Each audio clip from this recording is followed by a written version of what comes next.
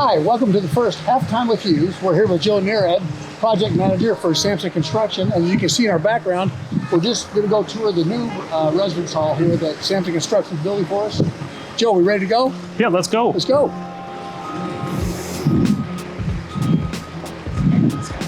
Joe, we're in the south side of the building. This is going to be kind of a patio area. Please explain what we're designing here. Yeah, it's a cool spot to hang out for the students and lounge chairs, and there's really be pavers and kind of a really home-like feel in a spot to just relax and take time away from studying. So tell me how we're going to work in the lake area right here just off the patio. So once the masonry is done up this elevation, we're going to start contouring and start doing our hardscape, sidescapes, and there's a lot of fill material that actually goes in the bottom of the pond area. So a lot of the dirt you see here is going to be pushed that way, and retaining walls are going in, and start to do our finishes. Nice, nice. And then we head inside here. It's kind of a kitchen area for the students to use. Yep, a kitchen game room area. So this is all just a lounge area. Game room back over there with a TV, and there's actually a kitchenette that's in the corner there with a hood that exhausts out. Good, good.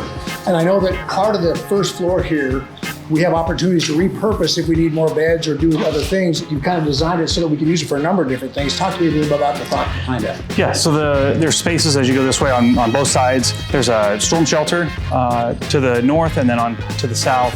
And pretty much the rest of the building is all kind of shell space. It's built in, there's plumbing, HVAC already there, so you can build it to whatever you want it to be. So it could be offices, it could be dorm rooms, it could be shared spaces area for the students to congregate. Exactly, yep, could be study rooms, could be whatever you want it to be.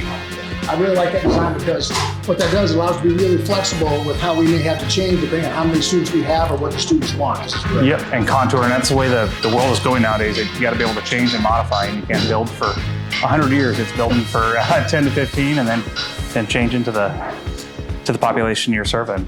Great. Well, let's head upstairs and see some of the bedroom. Cool.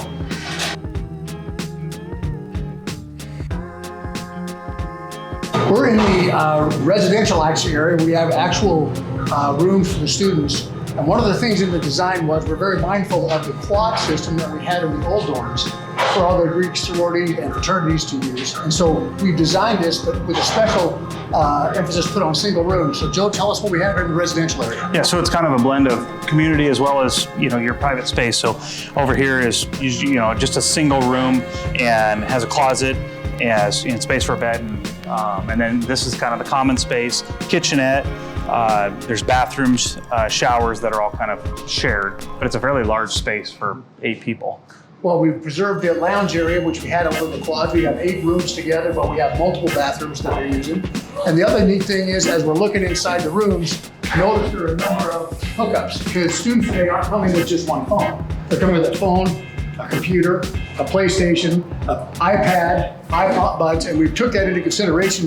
Maybe talk a little about the electrical setup. Yeah, there is at least one data jack to every room. So there's a hardwired jack to every room, as well as wireless access points throughout the space. So they can have connectivity a range of different ways.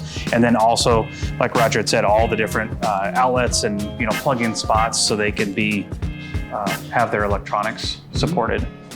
So what if I don't want to be with 8 people? Are there other options? Yeah, there's 4 and 6, and then there's the RA suites as well. So there's a multitude of options here, and different range of a variety for everybody that's can be staying here.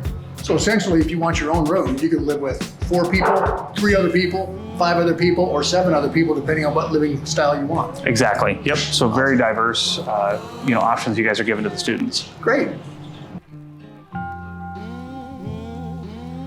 Joe, I noticed as we walked out of the residential area, there's no rooms here. What's the space going to be? It's a study room where you can come and sit down and dive into whatever work you need to be working on while you're at school. It's a nice quiet space. If maybe something's going on within the lounge over here, come here and do your study, and you don't have to go all the way to the library. You don't have to go across campus, and they have it right here.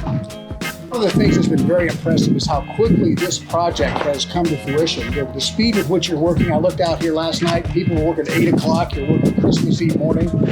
Samson has been going after it. And we got a deadline to meet. We want to turn, when we tell you we want to turn your building over to you, that's when we're going to turn it over. So it's, we don't want to miss and not give you half the building. You want the whole thing. So we're striving to do that.